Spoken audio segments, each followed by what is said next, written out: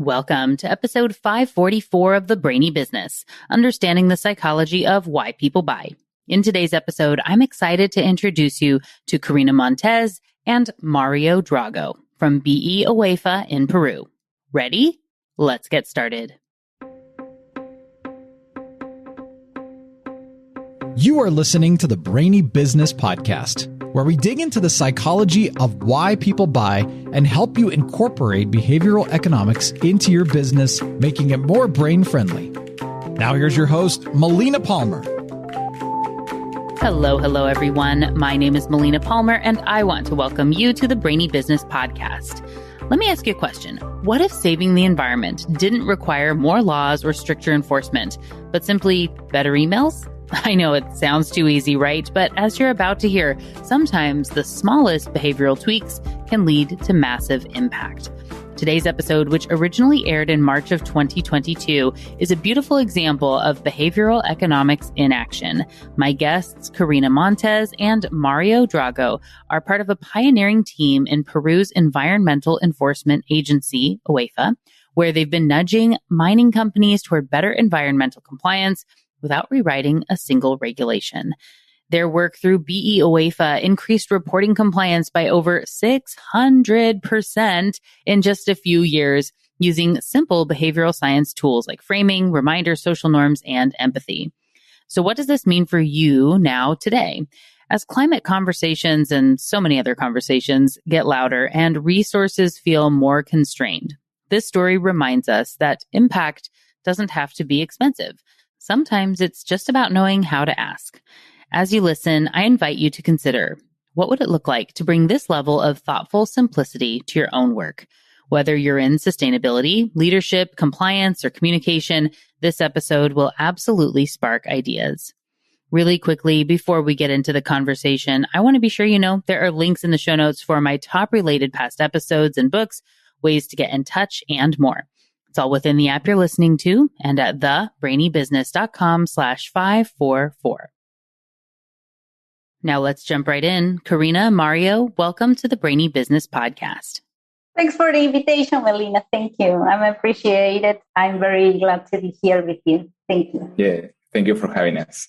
Yes, so excited. I know we had talked about this in advance, but this is, I believe, our first set of guests from South America that are here on the show, which I'm very excited. Knowing, of course, like we were talking about, Dr. Marco Palma has been on the show, of course, and he is originally from South America, but as part of, works, of course, at Texas A&M University at the Human Behavior Lab there. So I'm so excited to be able to talk about some of the amazing behavioral economics work that you all are doing in Peru. Before we jump into, the project and things we're going to be talking about, would love to let the audience know a little bit about each of you and where, what your background is and where you came from. So, whomever wants to start, I think the story starts with Karina. So go ahead and let us know. Okay, thank you. I'm really excited also to be here. Thanks for the platform. I'm Karina Montes. I'm an economist, and I work for the Environmental Enforcement Agency. Its name is UEFA. UEFA is the acronym in Spanish for the National Environmental Enforcement Agency here in Peru. UEFA is in charge of inspection and promote compliance in very important activities in my country as mining, industry, fishing, etc. Mario? I'm a Peruvian lawyer, and I have a master's degree in regulatory matters and a specialization in public policy. I don't work in UEFA. I'm an external consultant, but I've been part of this BE UEFA project for a couple of years, so I'm excited to be here explaining what we've done in the first set of experiments. Yeah, absolutely. And I know that when we did our pre-call conversation, we talked a little bit about how you both got involved and, how kind of bringing some of this behavioral economics into the space in Peru, and knowing that there are so many people listening from around the world who are struggling with a similar problem of saying, we're the first I'm the only one, there's nobody else here who is doing anything with behavioral economics. I'm excited, but what do I do? Can you share a little bit about your story of how this even came together? And if you do have tips for anyone who's looking to do something similar in whatever country they are in. Of course, Melina, I'm going to tell you about the story and how things happened. This is about in the year 2016. Everything started in 2016. We started with a group of reforms in this agency in UEFA. I was leading the data process and analysis reform that involved collected and processing a huge amount of data in order to set a group of indicators to measure our results. We didn't have a lot of data at that time. And meanwhile, a group of lawyers were designing new regulation, new incentives to promote compliance, to avoid sanctioning, because UEFA can put sanctions even if there's no environmental damage, because there's a lot of obligations, formal obligations. And if UEFA finds any violation, even in a formal way, we have to put a sanction. That's the law. So these lawyers were designing new regulations, new incentive benefits to promote compliance. And in about 2017, we were ready to measure our results, to measure our indicators. And we realized that, for example, we had strange results for us that didn't seem very rational. For example, these benefits were not working, our rates were very low, or there were processes that demand a lot of time and we couldn't understand what was happening. This didn't seem rational. And, I'm an economist, and in that year, Richard Thaler won the Nobel Prize recently, and my colleagues were talking about this book. So the book was very popular at that time. So we started to think, well, maybe this is the solution, because the book is also about not just in public policy. So me and a group of 3 colleagues, another economist and 2 lawyers, were started to reading the books and watching some TED Talks and YouTube videos, and said, come on, what's happening here? Really, this blew our minds. We said, so there's an irrational part of our brain, an automatic part. Maybe these results that we are getting are because there's this not rational part. So we said maybe the problems could be caused or could be explained by behavioral science. So we started to look for a trainer. At that time, the literature was mostly in English. And, in my country, we are Spanish speakers. So we needed a Spanish speaker trainer. And we couldn't find anyone in Peru at that time. We found this Mexican institute. And we thought we needed to conform a group, different professionals in UEFA, in order to involve more professionals with this topic, and also to make the most of the time of the trainers. So these professionals, these trainers, Mexican trainers, came to Peru, and we had this training course with them, and we were chatting with them. We were very excited about all these new concepts. And when we were chatting, they said, we told them we couldn't find anyone in Peru, and they said, but there's someone. And they introduced us Mario. So that's the first part of the story. Wonderful. And then what happened, Mario? Before I tell you the full story about that, maybe I can tell you my background, because of course, maybe someone that is listening to this podcast is wondering, why is there a lawyer invited here? How does a lawyer know about behavioral economics? And my relationship with behavioral economics and with behavioral design in general, it was kind of an accident. I was pretty much into law and economics, and there is the application of economic principles to regulation and to law to have better results that could be measured and so on. And I was I was doing an investigation in 2008 after a big earthquake in Peru that happened in southern Lima in a city called Pisco. If you go to Pisco and you go to the beach, there is a district called Pisco Playa, Pisco Beach in English, and almost 95% of that district was destroyed by the earthquake because of the ground that wasn't a good place to live in an earthquake country like Peru. It was a risk zone, if you want to define it. And we were trying to investigate why the public policies that were applied to the reconstruction and of this place were not working. And we found out that all these rational measures, all these incentives, economic incentives that were brought were not working. And all this economic theory, this economic classical theory about how people think and how people decide, it's not working, it's not real, it's not getting applied. So we went, we were trying to investigate how we can fix that. And I found this first article wrote by Gus Sunstein. I think it was like some kind of regulatory advisor for Obama. And he was talking about how these psychological and social science principles should be introduced to public policy.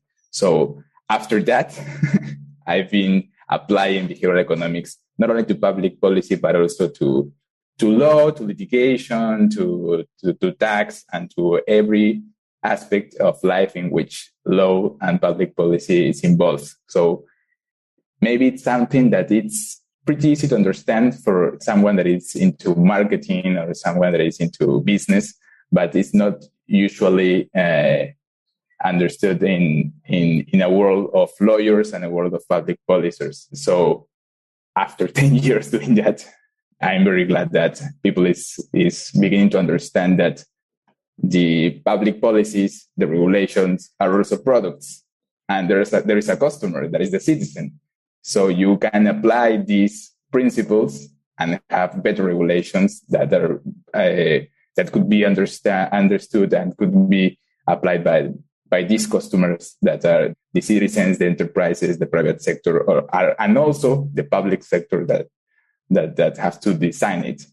Yeah. And for one, you are not the first lawyer on the show. So we're Kwame Christian, a good friend of the Brainy Business. He has been here twice, and we talked about how he uses psychology and behavioral economic principles in anchoring when he's sending out letters and all sorts of stuff. So definitely, I'm glad I'm not alone. No, it's a great space to be. So with all of that's some of your background. And now we have Karina has this perfect moment where they say, there is somebody in Peru. There is somebody. Yeah, that we just have conformed the group formally, conformed the group, and we needed a coach because we have set this group of 5 projects. We felt that we need somebody to come with us and to coach and come with us with all the process. So we found Mario and we applied the methodology. We started to setting the problem to find the problem. Each group has to work with a problem, with one problem, one indicator, find the problem with data, of course, analyze the behavior of interest groups, setting objectives, design the nudges, and that's was we hired Mario as a coach. Yeah, so we met each other at 2018. They were searching for someone that could give them an outsider opinion, if I can define it like that. And actually, I am into behavioral economics, but I'm particularly litigator, and I have a lot of cases against UEFA or in UEFA for private companies, so I can provide the point of view of the companies and the private sector that was going to be the subjects of the experiments. So it's been a very interesting experience. Yeah. And being able to bring the differing perspective that they may, when we get into our own spaces so much, especially with the regulatory agency, you get bogged down in your terminology and the way that things should work. And you just, everybody's going to do this because they should. And it's good for the planet, right? Yeah, because it's written in the law. Everyone should know the law and read like thousands and millions of law and a lot of, yeah. That's a funny way about this, because in my country, then the law, if it's published, you should know the law. So if I find any violation, I have to put a penalty on that. And sometimes it's not fair. If you are, for example, a company that is not big, so sometimes you have to think in another way to promote compliance, to promote law compliance. And right. I think these kind of tools are very, very useful for that. Yeah, absolutely. So you mentioned that you had these 5 projects that you were working on, which I believe ended up being published in a paper, which is how we all got put together. So as a shout out, a thank you to our mutual friend, Carlos Hoyos, for introducing us together. I know Carlos from LinkedIn and, he listens to the show. Thank you, Carlos. And it said, hey, if you're ever looking for something, have you talked to these, amazing people? And I said, no, not yet. And so here we are, right? Thank you to Carlos. So can you tell a little bit then about the projects that you were working on? What were you trying to figure out, and what happened? Maybe Karina, you can give more details about the problems you found since you were the one that identified them. Of course, we identified 5 projects, 5 indicators that we thought that there were a problem that could be solved with behavioral science. 2 with companies, because we were designing a lot of benefits with correcting non-compliances, and the rates of correction were very, very low, and we were assuming, come on, what's going on? You're gonna have benefits, economic benefits, no penalty, no sanction, and you're gonna be good with environment, because everything is gonna be better for you, for me, for the people. Why are you not understanding? That were 2 projects very, very similar in different sectors and different economic activities. Also, we have this problem with the people in UEFA, because we used to design a group of training courses for the people. And the rate of participating in these courses were also very, very low. So the boss of this area was saying, why nobody wants to be in my training courses? This isn't rational. The other 2 projects were for also government entities, because, for example, people we in UEFA receive environmental complaints, and the rates of answer the complaint were very, very low. And we said, come on, there's a citizen here, there's a complaint, something maybe is wrong in their city, because UEFA has not all the functions. For example, about the garbage in the city, we cannot solve the problem. The municipality have to solve it. So we have to send them a letter and said, come on, there's some individual that is complaining because there's garbage in the corner, and we can solve it. We have to just send the communication to another public agency, and the rate of response of that complaints were very, very low. Were like 30%, and we said, "Come on, there's complaints. What's happening?" And the answer was around 70 days. So why is delaying so much? If you only have to answer if there's garbage in the corner or not, and if you can solve the problem.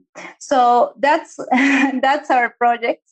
They seem like, for us, very irrational, because we thought that the way to solve that problem was easy for the group of interest. For example, for people that why don't you want to participate in my training courses for the companies? Why don't you wanna correct your offenses if you're gonna have a benefit? And for the government, why don't you want to answer the complaints of the individuals if that's your responsibility and that's a thing you have to do as a government? So that's our group of projects, and we thought that were irrational for us and very easy to comply.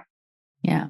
And so then BE UEFA was created to be this kind of experimental nudge unit for you to work on seeing if you could solve these 5 problems. Can you share a little bit then about what that process was like of finding your team and bringing them together and designing the projects? You know that for us, it was a special process because we were just 4 people. Me, my boss, Tessie, my colleague Marcos, that is an economist, and Giovanna, that is another colleague that is also a lawyer. And we started to watch these TED Talks and YouTube videos, to buy the books and start to borrow each other the books to read. Come on, read this part, read. And then we started to think this was very important for us, the knowledge that we had learned by ourselves. So we need to share this. No, we need to share these TED Talks with all the institutions in order to know if there's most people interested in. So we sent this email to everyone and said, are you interested in this? If you're interested, we're going to take a test. And we prepared a test of 20 questions. We did it all by ourselves. We prepared a test of 20 questions. So the day of the test, you can imagine, because that moment was 2018 and we were not in this pandemic thing. So no, the test was in person. So we had like groups of, I think more than 100 people take the test. Wow. Yeah, in UEFA, there's like 500 or 600 people, and a lot of people take the test. And we had the group for the training course. And we also mentioned the award, of course, because we were learning about incentives, no? So we said, and the people that approve the test are going to have this course with this Mexican institute, but it's going to be an advanced course because we thought that we already were not basic in behavioral economics anymore because we have read a lot. So we said to these colleagues, Mexican colleagues, please, we need a training course that is not going to be basic, has to be advanced, because we need to apply the methodology to our projects. And the test was very good. A lot of people was like 100% in answers. Yeah, and we conformed the group with the people that were more motivated and had already know about this topic. So that was our first group of behavior of BE UEFA. They're very motivated. They are very motivated also right now also. Yeah, and you narrowed them down to 30 people. Yeah, 30 people. That conformed the first group. Now we are in the second group of projects that we named the second portfolio project. Now people are not going through that anymore because people change, change work, and we need some people that are new. But we also said in UEFA, if you want to be in BE UEFA, you have to train yourself first, read the books. And for example, for this second portfolio that started 2021, we take again the test, but was online. Yeah. And the second group of members of BE UEFA have also passed the test. Awesome. And so then, Mario, you came in and got to help design the experiments for that. Can you share a little bit about that, the process you went through? Yeah, after they had this course with Emiliano and the people of the behavioral economics Mexican team, I came to help these 5 groups to design the projects. And the first things I noticed was that as everyone that is beginning with this, with behavioral economics or behavioral science and want to apply something in the real world, they wanted to have a result, a very quick result, and go from the theory to the practice in 3 days. And I told them, okay, wait a minute. We have to go back a little. And before we even start to do something, we have to do what every social scientist would do in this situation. That is knowing who is the one that's going to be the subject of your experiment, and why did you decide to apply this nudge or this incentive or this, and how to have a control group and an experimental group. So the first thing we have to discuss was, who was this persona? No, we told I think in marketing they told persona and UX, right, to the person that's going to be the one that's going to be nudged, if that term exists. Yeah. And we had to be, which incentive are we going to apply in each one of the projects. So we designed several experimental groups and tests for different groups, and began to compare. And after identifying the real problem, the causes of the problem, we were able to begin the experiments that I think last between 3 months and a year, to start seeing some results. So for example, I don't know if I'm saying something that has to be discussed later, but for example, you have a very first problem, that is, you have benefits if you acknowledge your responsibility in an administrative procedure. For example, you contaminate some place, and if you acknowledge your responsibility and you address that contamination and you repair it, you can be even exonerated from the fine. And people, even knowing that, they may have a discount after the administrative procedure has begun. They preferred to litigate until the end for 5 years to have a fine of up to $10 million instead of paying just a little amount. Like, we're talking about mines and oil and gas companies, not regular people. And instead of paying $10 million, you can pay $100,000 if you pay now. So we can all avoid the time, the effort of having this procedure for 5 years. So the UEFA benefits with the fine, the people benefits with your addressing of the problem, and you benefit from the benefit of the discount on the fine. And people knowing that, because the lawyers of these companies know that's a benefit they can apply to, they prefer to kick the problem to the future. So we found, for example, that there was an intertemporal choice situation there, and we had to address that with some special nudges designed to this kind of situation. So we found something similar in every case, and we understood first the problem and investigated about what kind of nudge could be applied to every one of these problems. I made some notes for everybody listening here of some concepts, that were coming up and what you're talking about there, right? So we've got our time discounting problem, and part of that where people are like, next, I'll do that tomorrow. I'll do that next week. I'll deal with that in 5 years when I have to. But by reframing the problem and making it, more relevant today, saying, yeah, you could pay $10 million then, or you can pay us $100,000 now.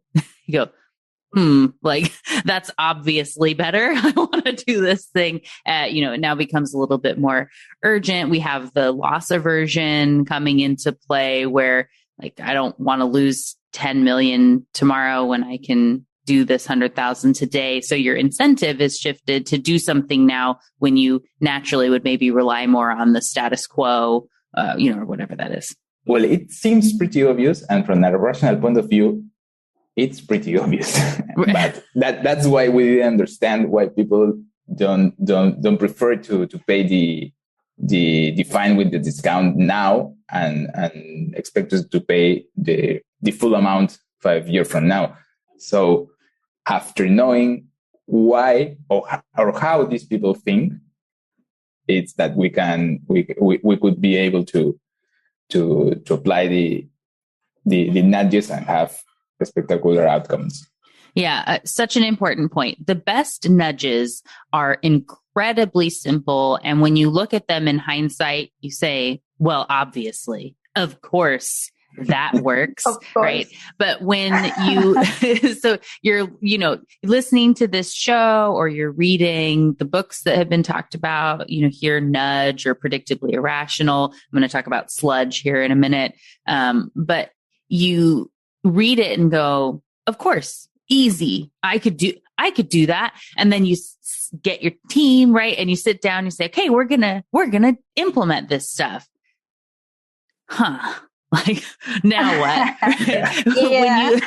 when you look at your problem of saying, we have a 36% response rate and it's taking people 71 days to get these easy requests processed, then we have a shift when we're working on our own problem where you go, well, but that's just the way it is. Or what could we possibly do? Or, what's the effort? They should know how to handle this, but we need to just educate them better or whatever, right? We read the book. We know it should be something easy to bring in, but if it doesn't come to mind easy, it feels like there's this disconnect. So like you said, Mario, there's so much time that has to be spent on developing and thinking about who you're talking to. I'm absolutely going to be linking to my episode on understanding the problem that you're solving. You need to know, who it's for, what they're doing, what mindset are they in. Like you said, bringing in outside perspectives, even having, Mario being part of the team, being able to say, they're not looking at these documents. They don't see, like, I can tell you because these are my clients, like they don't see this. Yeah. For example, the documents were very, very full of strange words, were very, very long with a lot of regulation reading. Were not simple, were not easy to understand. That was this one thing you're trying to get them to do is on page 78 of a 250 page. Of course, yeah. Exactly like that. Yeah. Exactly like that. And the lawyer was saying, but I need to put all the regulation because it's the law. And I said, come on, why? So for example, in the case of government to government, the complaint case, we put all the regulation in the back of the letter because the lawyer was telling us, we have to put all the regulation of all the obligations. And I said, okay, it's going to be on the other, in another page. Right. So then removing some of that sludge, like we're saying, the stuff that can be there, you can go find it if you want and need it, but it's not going to mess things up so that you don't get the point. We're not going to miss everything because of all this stuff we have to say. We can still say that. Could it be said somewhere else so that what's relevant is made obvious and relevant to get the action that you're trying to get? Yeah. Yeah. And it seems pretty obvious. For example, I'm going to give you some detail about one of the 5 experiments. In this experiment about liability acknowledgement, the problem was that there was a very low rate of companies that acknowledge responsibility after the administrative process began. Just 1.4% of the companies acknowledge responsibility, and as a consequence of that, they can have this discount we were talking about in the fine.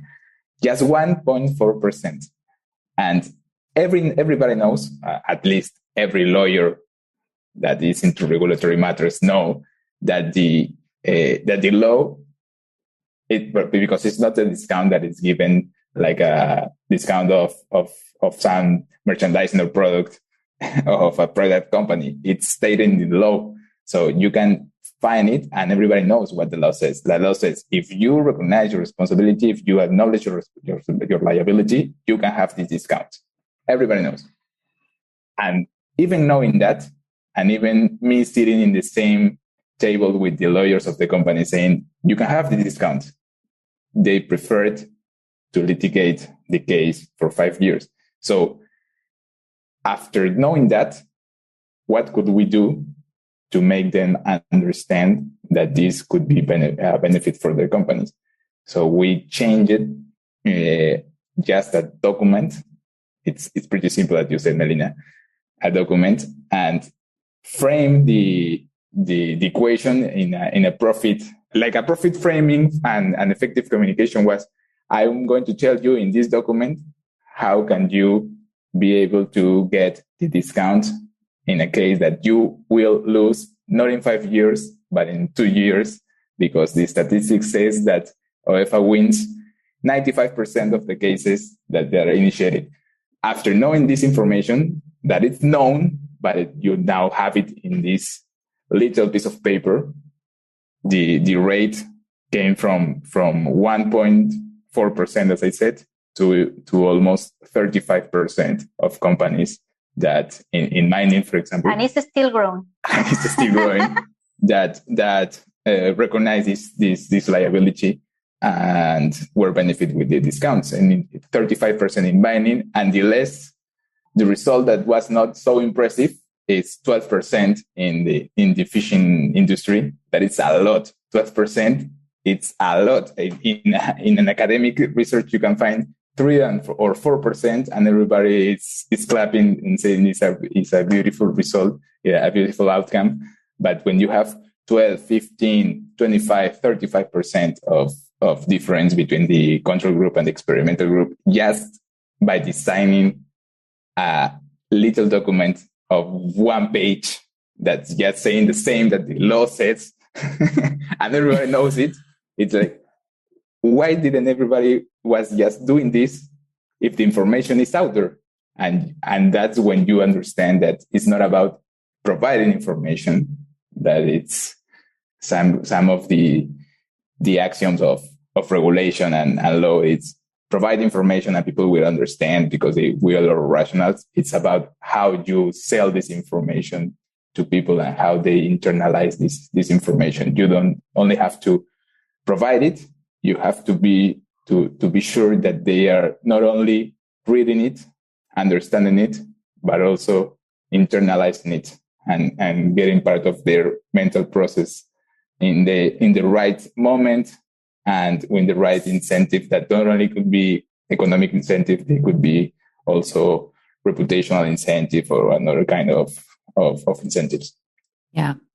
I love all of that. And like you said, it's investing the time up front to make sure you know what you're doing. And then it's not a hugely expensive endeavor to change the way it's written on the sheet of paper that gets sent out, right? But it ends up saving on the back end, I'm sure, hundreds of thousands, millions, switching from all this litigation that's not having to take place, and just a huge impact. Also, environmental benefits being the core reason why, BE UEFA and UEFA is here, to be helping this, and clearly well-deserved. I see that you won a National Public Innovation Prize for the work that you all have done. It's amazing.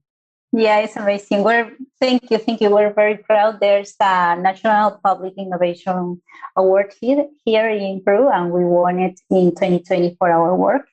And I think that also, because I want to complement what we were talking, that seems easy, but also there's something. You have to have information and data. Because if you want to say, for example, UEFA wins 95% of the cases, you have to know that rate. And if you want to know if your results are getting better or are getting worse, you need to measure. So this is also about information and data. Absolutely. As a public agency, if I can do any recommendation for others, have a lot of data. You have to invest in information and quality information.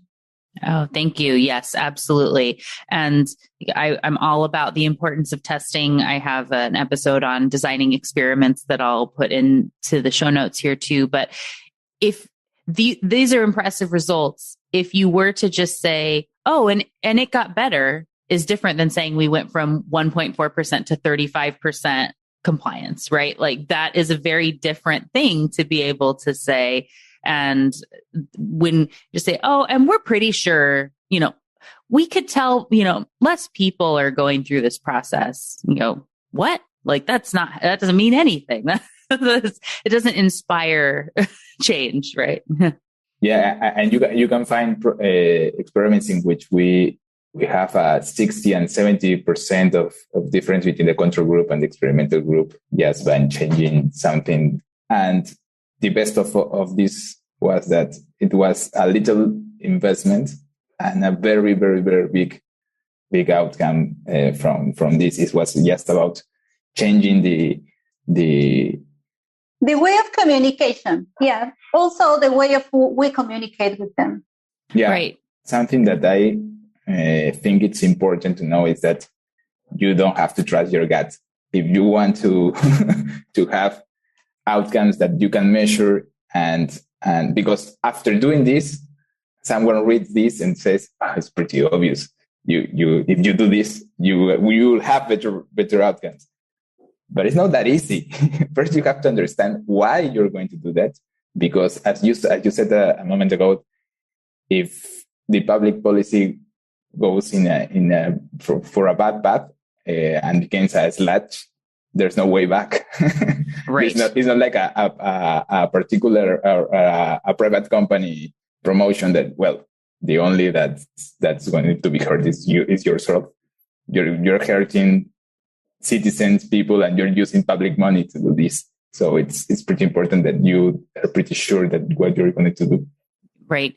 And I know we didn't really talk about it too much, but there's also this additional benefit that you saw in creating BE UEFA of finding something that people were excited about. You had hundreds of people applying to be able to be part of this. We got a little bit of kind of like an IKEA effect of being able to be part of building this new program for the 30 that were chosen. And then those who want to apply into the future, we have this new, for them having this intrinsic motivation of being able to make something amazing that they're so proud of. And they love their jobs, I'm sure, because they get to be part of this and proud of the prizes you win, right? And so it's not all about accolades and awards, but also seeing this helping to energize an internal team to show this passion that they have in a way that brings about such amazing results is just truly fantastic. And I'm honored that you both were able to take some time out of your day of saving the world to come and speak with me. Thank you. Thank you, Melina. Thank you for the invitation. Absolutely. And like I said, there is a paper that has been published talking about these 5 interventions. I'm hopeful and planning to share both in English and Spanish in the show notes for everyone who wants to check those out. So thank you again. Is there anything else that you want to add before we wrap up our conversation?